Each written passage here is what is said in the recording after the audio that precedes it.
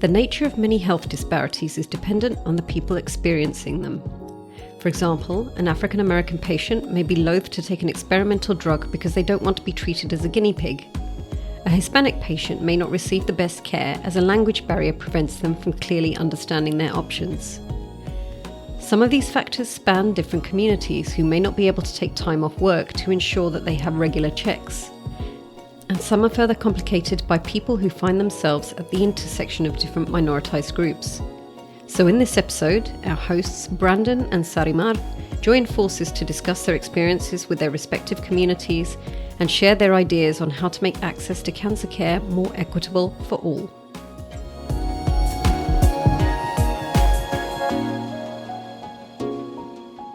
Hello everyone, my name is Dr. Brandon Blue, and I am the host of Cáncer in Our Community.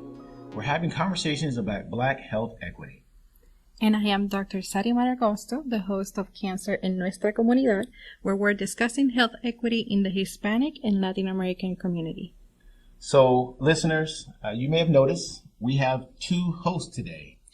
So, you may be asking yourself, how is this going to work?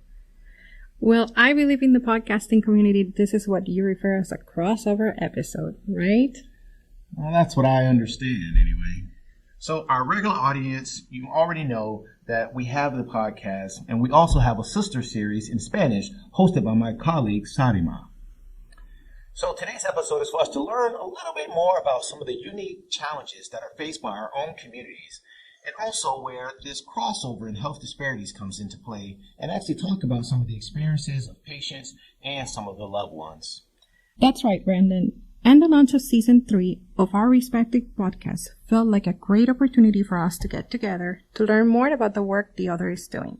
But perhaps we should begin with a quick recap of our backgrounds and training. I'll start. So I was born and raised at the beautiful island of Puerto Rico.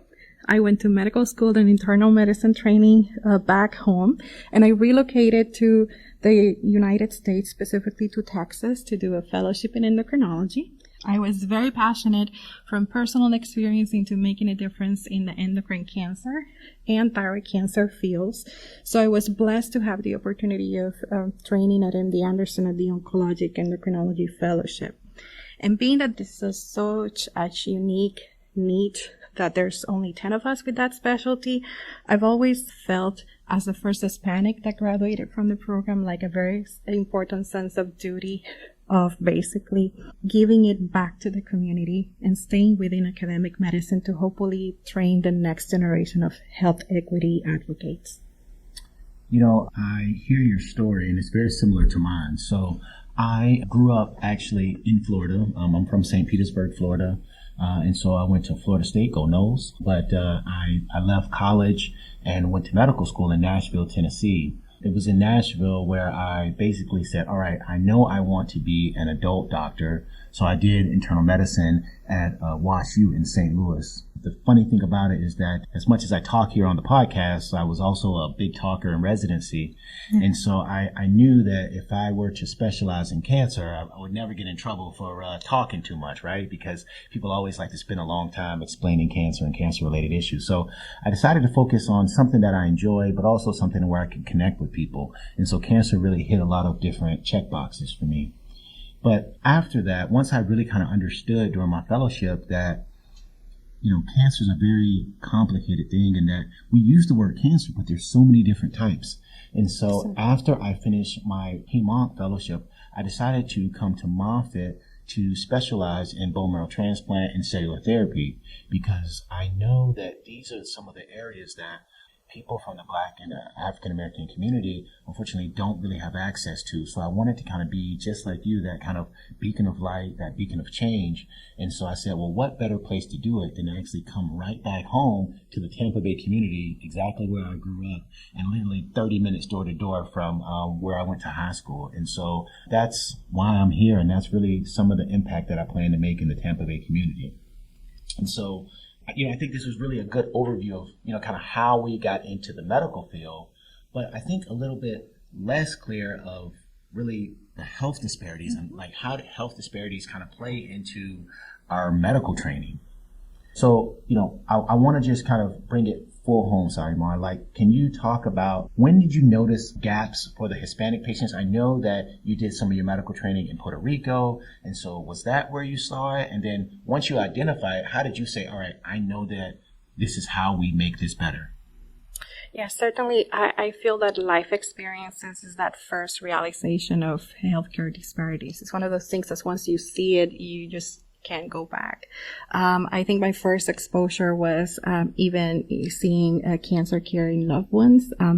Afterwards, as I was in training, both at the University of Puerto Rico and also doing my internal medicine residency back home, I had the opportunity of rotating through different types of setting, from tertiary hospitals to community hospitals.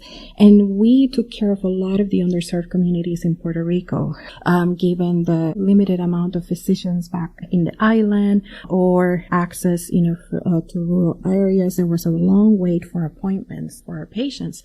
So we really wanted to make sure that once we were able to get them in clinic, that we were educating them on their condition, kind of taking that maximum approach of doing preventive measures to maintain their health. When I relocated to the U.S., both training and working in different cities in Texas, San Antonio, training in Houston and working in Dallas, and now over here in Florida, I have had the opportunity of, as I said, and I'm very passionate about making a difference in rare endocrine tumors and thyroid cancer, because by itself, that diagnosis has a lot of misconceptions about it in the community. Sometimes people mistakenly label thyroid cancer as the good cancer when it's not. And our patients in the Latino, Hispanic, underserved minorities basically take a double hit. They're dealing with a rare tumor, and at the same time, they're having barriers to access, sometimes from social determinants of health, or basically things on their background. And so I feel that first difference that I can make is on my day-to-day interactions in clinics, whether it's writing instructions in Spanish. I'll never forget a patient who clearly was in an urgent need of a cardiologist, and he could not make an appointment. And you can ask yourself, why can a patient make an appointment over here in the U.S.? And it was actually a language barrier. He was having issues connecting over the phone to make the appointment. And so I called during the clinic visit, and it took me like 5 to 10 minutes to get him that appointment, write out the details. But that's just something that was a small step, but can make a huge difference in our patients. Can you just clarify something? Because I think some of the people listening, when they hear Puerto Rico, they think of beautiful beaches, they think of beautiful water, they think of maybe El Yunque, the beautiful rainforest. But it sounds like what you're saying you saw in Puerto Rico, actually disparities in care with some of the people who actually live on the island. So can you talk to that a little bit? Like what kind of things did you see there that are different than the resorts and the hotels that some of us may only know? Yes, certainly. So there have been a lot of things affecting the healthcare in Puerto Rico. One has been the large relocation of physicians to the United States. There's also a lot of the physicians that have been also there for many years. They've been retiring, so there's a limited amount of specialties back home on the islands. The health system, it's a little bit different than the United States. Over time, there was the development of what we call La Reforma or La Tarjeta de Salud. It has had different names, which is basically a government program to kind of have access to health care for patients that cannot afford medical insurance, or that have a medical condition that requires very expensive medications. But within that system, there's also limited centers across the island that see those patients, and before they can get to a specialist, they have to have the referral from the primary care. There are some centers that are located across the island. So we have, obviously, in Puerto Rico, we have mostly the metropolitan area, which is more the touristy area, where we have our capital. We have, obviously, our beautiful beaches, but there's also the center of the island where there's still a lot of population, and not everybody may have necessarily the means to come back to the main tertiary medical center. So when I was training there, I could see, the limitations of the patients that sometimes had to travel long hours to come to the metropolitan area, to the university clinics, to be able to access specialty care. We also did have immigrant population from other close by islands, who sometimes those patients also similar to what the challenges that some of the immigrants at the U.S. face in terms of limited insurance. And we would take care of those patients in our community hospitals or in our teaching hospitals. And it was always a very rewarding experience. How can you not only help a patient with their acute illness, but also trying to look beyond that?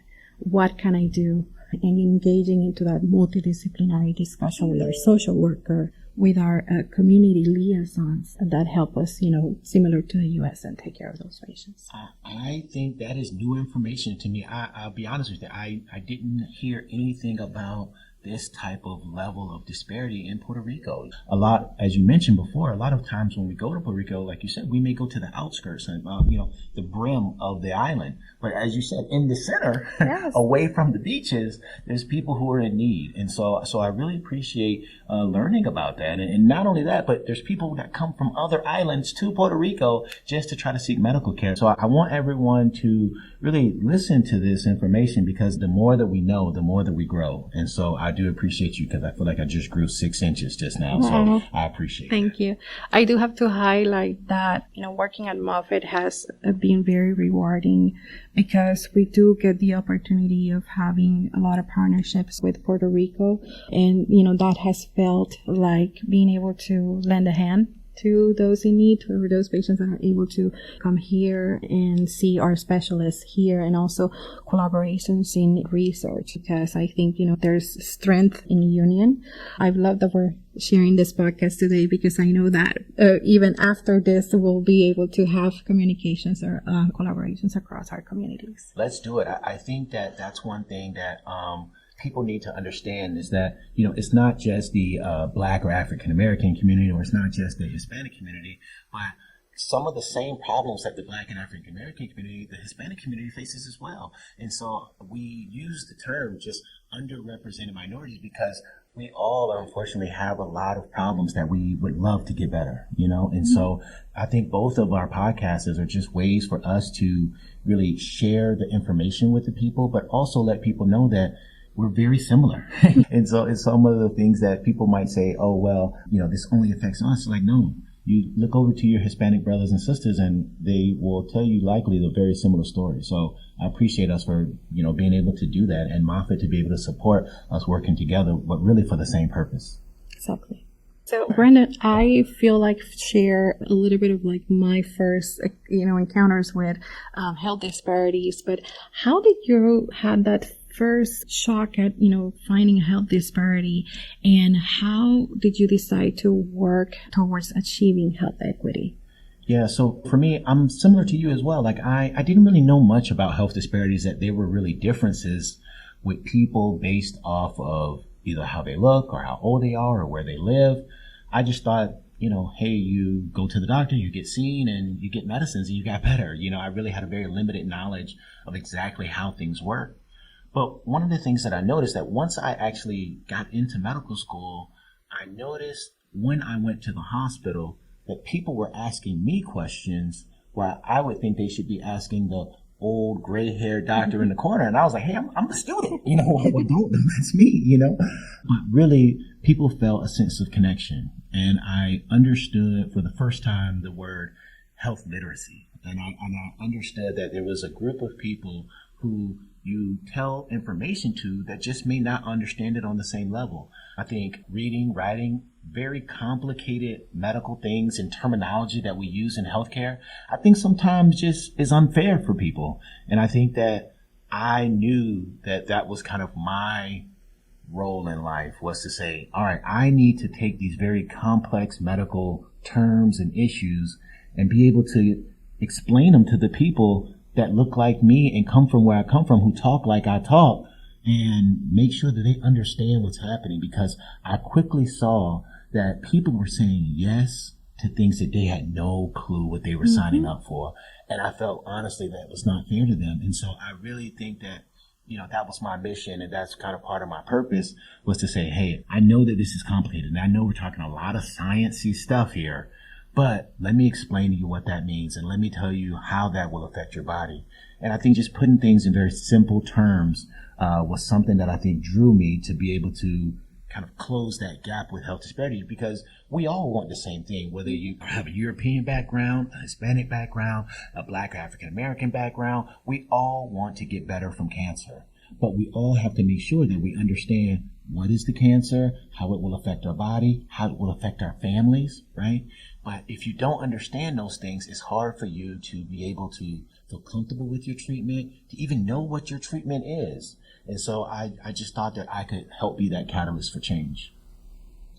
Your words completely resonate with what I feel is my day-to-day mission. I see the exact same issues come up ever since my training, having patients bringing their medications or ask me, what do you think about these other recommendations that a different physician made, because you speak my language. You talk how I talk. We come from the same places.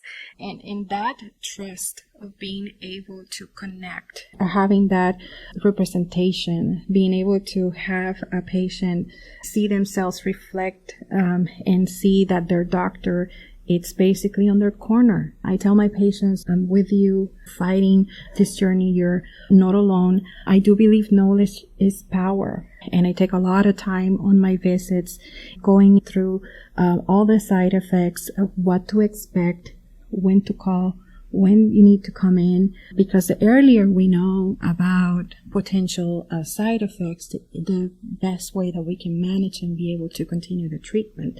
And that takes time. It takes a connection. It takes time to also hear the realities of our patients. It takes that time to establish that trust. And I feel that also being able to minimize the barriers, like, for example, the language barrier. I feel that it's a game changer when the doctor speaks the same language as the patient. I cannot tell you how many times I have encountered people that have agreed to treatments, just as you said, and they had been followed for years and were not aware that the cancer had spread to other places.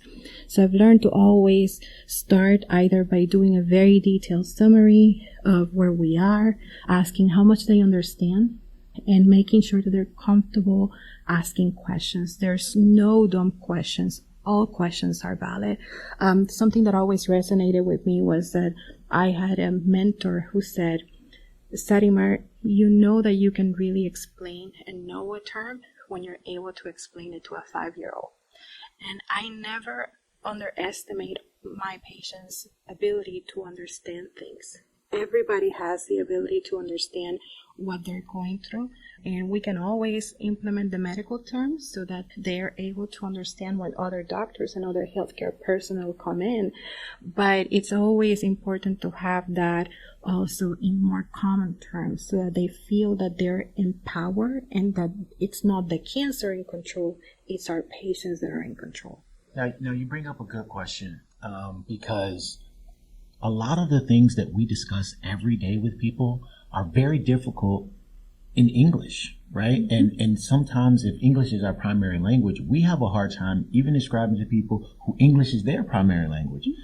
So how do you see that language affects where English may not be their first language, but how do you see that and how do you deal with that? Like, how do you tell someone who English may be their second, sometimes even third language, right? Like, it may not be really that all the doctors and all the people have talked to them in a language that they're just not familiar with. What do you do when that happens? Yeah, so it gets even more interesting because even within the Spanish language, depending of which region of South America or the Caribbean, there's words that mean completely opposite things. So a lot of the time, similar to like the disparities that I saw in Puerto Rico back when I was working in Texas, and here I've had patients that are from the Latin American community from all different places. I feel that over time, I have learned a little bit of each different culture of how to like say this. I basically talk the same, words. And a lot of the times I feel like there's a lot of words in my Spanish that I have kind of found that are like neutral and basically universally understood. Sometimes I feel that over time I've being able to even speak slower and at a tone that everybody like feels comfortable and asking also questions. I love drawing, so I do a lot of like diagrams and incorporating handouts in their language that I feel that are validated handouts. And, for the Latino community, family, it's everything. And so I never mind if I have to have a visit and there's the parents, the sister, somebody's also connected over the phone and listening in, and everybody gets to the opportunity to have questions. I think technology and telehealth has been a blessing in that sense, because we could have even families that are not connected, live at the same location, being able to connect. And I think engaging that everybody's support, it's also important, because a lot of the times when somebody's going through cancer, it can come as a shock. It's not an easy word to digest. It basically, whenever we give that diagnosis, we know we're changing somebody's life. And having a supportive system also listening on that education in Spanish has made a difference, so that when the patient goes back home, they know how to get a hold of me. They know they can contact me back for questions, but they also have somebody that also listens to the same education. Now, I would imagine that when patients who Spanish is their primary language see you and talk to you, their eyes probably light up, and they probably are like, yes, I can connect with you, and there's a bond that you guys have that I personally probably would not be able to have. But listening to this podcast, sometimes there may be people who Spanish isn't their first language, right? Mm-hmm. Like I took a couple courses of Spanish, so I know un poquito. But what would you say to the people who, English is pretty much the only language that they know, but they really want to help people from a Spanish-speaking community? And honestly, I didn't even know that, maybe some of the words that people from Puerto Rico may use may be different from people from Mexico, or even from actually Spain themselves. I had no idea. So what would be something you would say for those folks who unfortunately may not be as tapped into the Hispanic culture and community to know these kind of things? So what would you say to us to help us? Because I think at the end of the day, we all want to help patients. So what can we do to help people? There's different things. I think on our day-to-day clinics, never assuming that even if we have had a little bit of exposure to that second language, whether it's Spanish or whether we're somebody that's coming with a different language, and engaging, the translation services. Institutions like Moffitt, they have beautiful programs where you can even coordinate beforehand and having that translator, and that's extremely important because you want to make sure that none of the important information gets lost in translation. And I feel that certainly having more than one person present in the visit, for me as a physician, especially when I'm working, because I have encountered patients that I treat that are either non-English and non-Spanish speakers, and having also your whole team present during that visit, listen to the orientation, kind of, picking up also on those body language feedback, if you see that people are understanding or not. And also, I feel like getting to know our community, our surroundings, being engaged in initiatives that would help improve the care of underserved communities, promoting preventive measures. For me, a lot of the things that I do is, even though I'm very focused on thyroid cancer and endocrine tumors, I do a lot of counseling on, making sure patients get their colonoscopy, making sure they do smoking cessation, all of these things where I think, we can certainly make a difference beyond that. And I think all of us recognizing and taking a pause, and I think in the healthcare for us as physicians and in the healthcare community, working more and more to eliminate implicit bias. I think that's the big part where, sadly, I have encountered patients that come from other places that, sadly, either healthcare personnel have sort of, presumed either they understood or didn't take the time. And when you take that extra mile of either getting translating services involved or having somebody from the same background being able to be part of the care team, that connection, eliminating that language barrier, it makes a difference and certainly improves the outcomes in cancer. Well, one of the things that I think we are trying to do on this episode is to really try to talk about similarities, right? Like between, I think, some of the Black and African American community, the Hispanic community.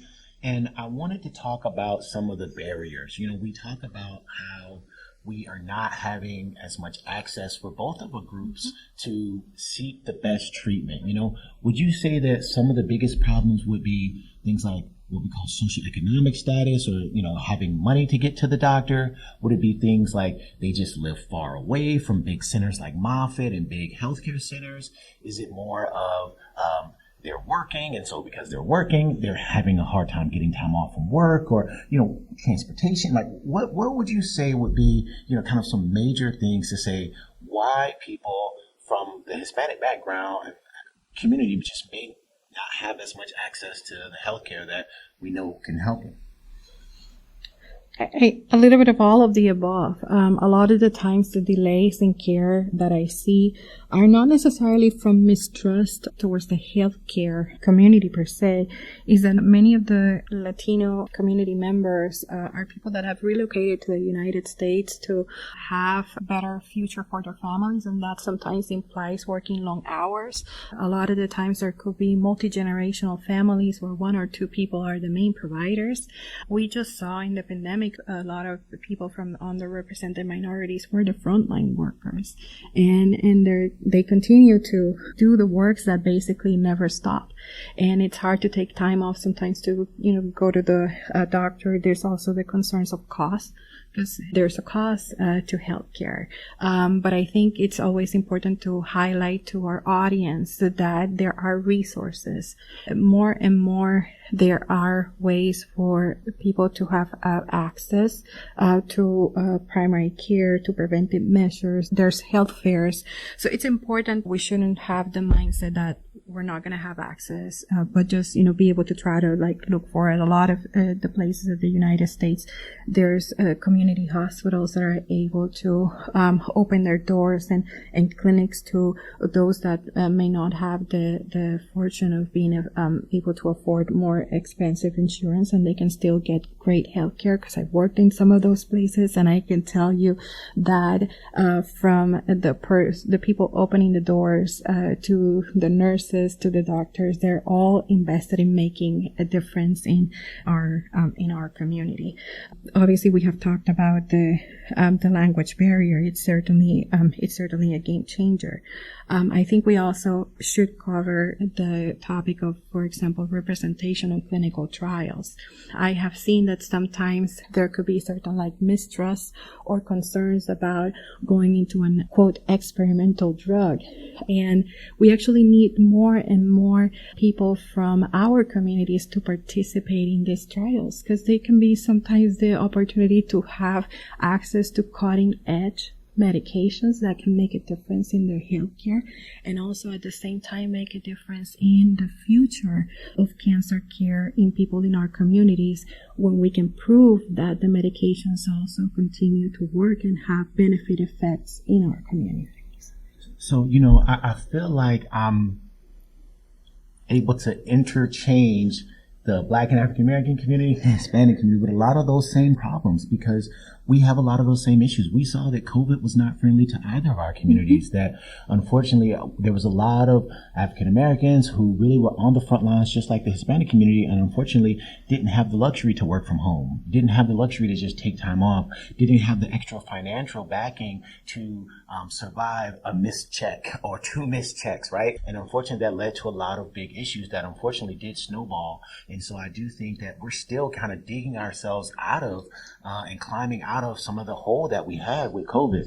But one of the things that I do want to kind of clarify, because I think this is important for our listeners, you brought up clinical trials. Now, one of the things that I do know that from the Black and African American community, one of the things that we do struggle with is trying to make sure that as we get involved in research, because there are some studies that shows that if you were to ask African American patients the same rate that you ask people from European ancestry, we will say yes at the same rate. However, there is some leeriness because there has been some issues historically that, have led to people just not being, hopefully not at the front of the line and saying, well, let me see if somebody else does it first, right? And just trying to ensure that they have our best interests at heart, and that level of trust when it comes to, you use the word research, for example.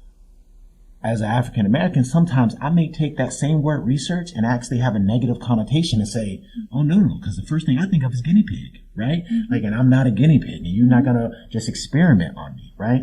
But I don't know if some of those same fears or trust issues happen in the Hispanic community. So could you talk to that? Like, is that something that when I'm either talking to Hispanic patients or people from the Hispanic community, is that something that you've seen a lot of? I do. I do feel that we could interchange, as you mentioned, because it is exactly that ability of, explaining that there has been a lot of background evaluation before they come to being able to be offered as a treatment. I always try to explain to my patients basically also both sides of the coin. What is the benefit? What is the risk, and what are our alternatives? I think that promoting that things get discussed, and as you mentioned, that trust, asking, what is your hesitation? What are your fears? It's okay to have questions. It's okay to have doubts because this is a new diagnosis or it's a new step that we're going to take. But clarifying everything and also giving patients the time to think about it. I always tell them, I'll still be your doctor regardless if you choose to go this route or if we go through this different treatment, because I need them to understand that our relationship is beyond what happens, through the clinical trial. When somebody comes into our doors and they're entrusting their care to us, I always feel like I look at my Latino, Hispanic patients and all of my patients as if they were extended family. So anything that I would, recommend, it's what I would like for somebody like my cousin or my sister-in-law to be offered. And so I think that that approach of, recognizing that there's questions and that there's things that might prevent somebody to go into a clinical trial. I think if we work in our day-to-day interactions, in clarifications and doing that deep digging, and sometimes also, as I said, involving the family. I have had elderly patients that are professionals, very well educated, and they're, very loving and caring. And even though they're still quite independent, before they go into any treatments, they would like to discuss with their children. They would like to discuss with their family, and that's completely understandable. So, what I hear you're saying is that what you offer is most of the onus of the trust being on the healthcare system saying, hey, you can trust us, which I think is very different than what is traditionally done. Typically, people say, well, the patient needs to trust us. The patient needs to trust us.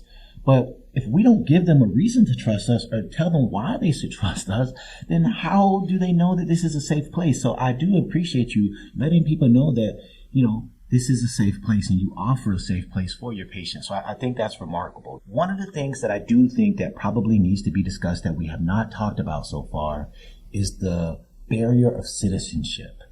How does that play into either how you talk to patients or some of the concerns that patients may have, or does it come up at all? Like being a, American citizen, does that play into any kind of healthcare issues?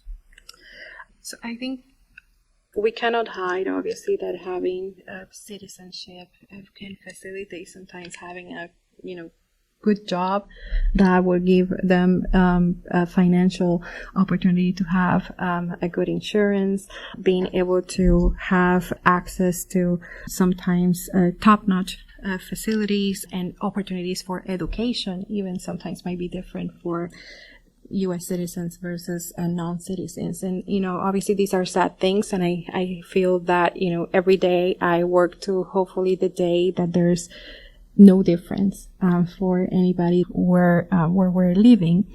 But I think we do have to do better beyond the healthcare access. For me, on my day-to-day interactions, I treat all my patients, whether they're citizens or not citizens, as I would treat the president of a nation or somebody that has a very high socioeconomic status. I want to make sure that they feel safe, validated, that we're giving them the recommendations that we would give as standard of care, that they're not being treated different because of their citizenship status. I know that institutions like ourselves, we go the extra mile to find a way to find a treatment and engage supportive teams to ensure that our patients have the support of not just coming in and seeing out the doctor, but how can we really help, the environment and the challenges that you're going outside the clinics. They can certainly impact cancer care. And it's not only in cancer care. I think that, we have to also think beyond of what we do in our day-to-day clinics. How more and more, people like us can give a voice to those that don't have it. How physicians like ourselves can position in places where we can advocate for equity healthcare for all, regardless of background, belief, religion, or citizen status. I think that also working on diversifying more the healthcare workforce is important. I know that at least 14% approximately of the whole U.S. population are Latino Hispanics, but only 6% of the physician workforce are Latino, and only 2.4 are actually Latina women, doctors. So there's clearly not a ratio of representation. And although I don't have the exact numbers in front of me, I can probably estimate that the same applies to African American community. So I think we have to do better beyond healthcare access. And it's about ensuring that also our patients can have a common ground with their healthcare team. You bring up excellent points, and the same thing, African Americans are probably about 10% of the United States population, but we're much less than that when it comes to the position of doctors that represent. Typically, the last statistic that I read, we were less than 5%. And so again, with 10% of the population, then hopefully we would expect at least 10% of the doctors to be African American, but unfortunately that statistic just hasn't proven true. And, that citizenship thing that you brought is not unique to the Hispanic community as well. One of the things that I think people sometimes forget about is that they have what they call the African diaspora, meaning that there's people who originated from Africa, but unfortunately due to the slave trade have really relocated in a lot of different places that have outside of Africa. Now, a lot of people did come over to America. However, if we think about the Caribbean, we think about South America, we know that there's a big intersection because there's people who are actually Black Hispanic and what we call the Afro-Latino culture. And so I do think that, again, that's where a lot of these similarities come in. And I just wanted to just kind of briefly just say if you could speak to, kind of how do you touch base with people who may come from a combination of Afro-Latino community, because I can imagine it can be hard sometimes for them to kind of straddle the fence to kind of say, because we do know that there's certain prejudices that are around. There's certain stereotypes that happen in both of our cultures, where it be related to skin color, right? Whether it be, the darker or the lighter you are, we both the accents, both of our cultures, we are very similar, and so I just wanted to just see if you could just spend a brief minute just to talk about the Afro-Latino community. Well, I have had the honor of being friends of members of the Afro-Latino community and also work and have patients from the Afro-Latino community. I feel that, more and more, first of all, recognizing intersectionality, making sure that we are being always respectful, recognizing our own biases and, being respectful. I'm a big into health education and teaching. I think that more and more we have to implement earlier training on microaggressions and implicit bias to our trainees. And this, this not only applies to like the Afro-Latino community or the African American community or the Latin community. It also applies to the LGBTQ community. It applies to minorities that may have a specific faith group. I think we are living in an era where more and more it's welcome that people can be vocal about their beliefs. And I think that we should keep that culture of being open to the diversity of thought, diversity of culture. I can tell you, even before having a career in cancer care, one of the things that I loved in a place that I used to practice as an endocrinologist was that there was a very big percentage of diabetes in the community. And we know that, for example, nutrition, it's a very big aspect in terms of making a difference in getting the blood sugars under control. And one of the things that was, recognizing the culture, because if the culture of a specific group has certain, diet preference, whether, in Puerto Rico, it's like we love rice, we love mofongo. My Mexican colleagues love tacos. So you cannot just tell a diabetic patient, no, you have to, go and eat lettuce and vegetables. It's not going to be realistic if you don't really apply it to their culture. And so the dietary educations and recipes were basically adapted to the population that we're treating with.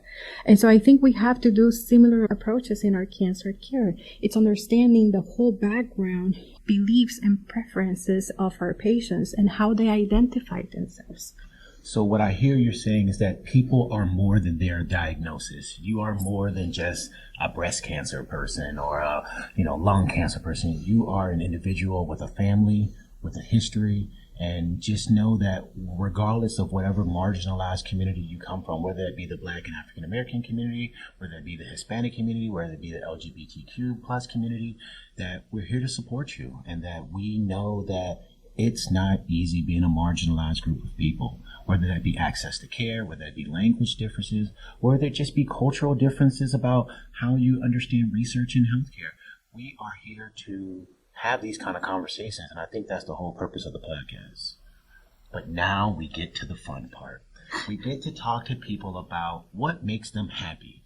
So I would love to know, what do you spend your time doing? Like, what do you find joy in? What kind of things leave you kind of with butterflies in your tummy at the end of the day that extends beyond the hospital? Well, I can tell you that in that sense, I very much identify with a lot of, my Latino extended family in that family activities, community gatherings, having a, strong faith community. But my Caribbean blood cannot dismiss the joy of having, a nice gathering with my loved ones at seafront with some Puerto Rican comfort food and obviously some salsa. Yes, salsa music on the background. Yes, I do feel that, music unites us. I love reading. I love reading about, different cultures. I think, through my career, I've had the opportunity of even visiting other Latin American countries like beautiful Colombia and receiving the warmth of their people.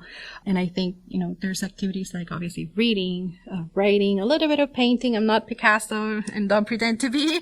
But those are the things that, really bring me peace and joy. And, every time that I'm with my loved ones, and even if I get a short visit to Puerto Rico and just get to see the ocean, it's like, it's like breathing life. Well, I would love to come with you and sure. come with you on one of those trips to Puerto Rico. And I need you to teach me how to draw. I can only draw stick figures, so please. Yes, so Brendan, I was able to share a little bit of the things that do bring me joy, but I would like to hear what brings you joy. What are the things that you do to maintain your wellness and keep you a center?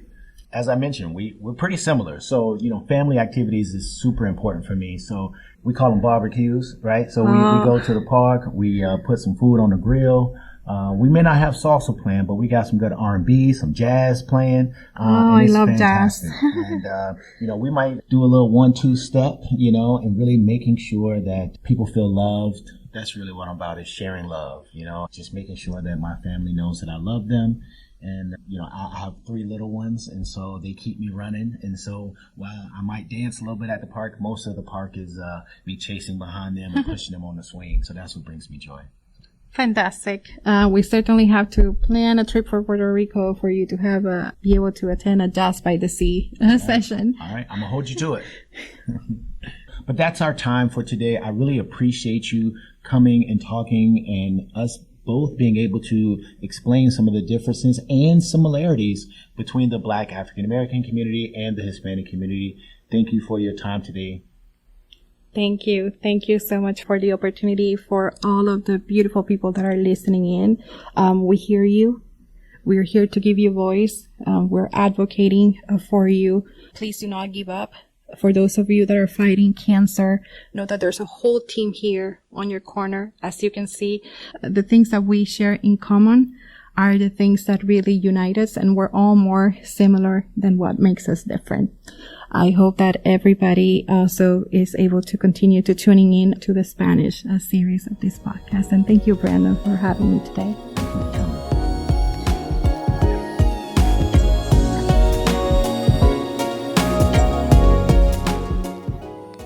Hi, I'm Topher Larkin, Community Outreach Worker Specialist here at COEE.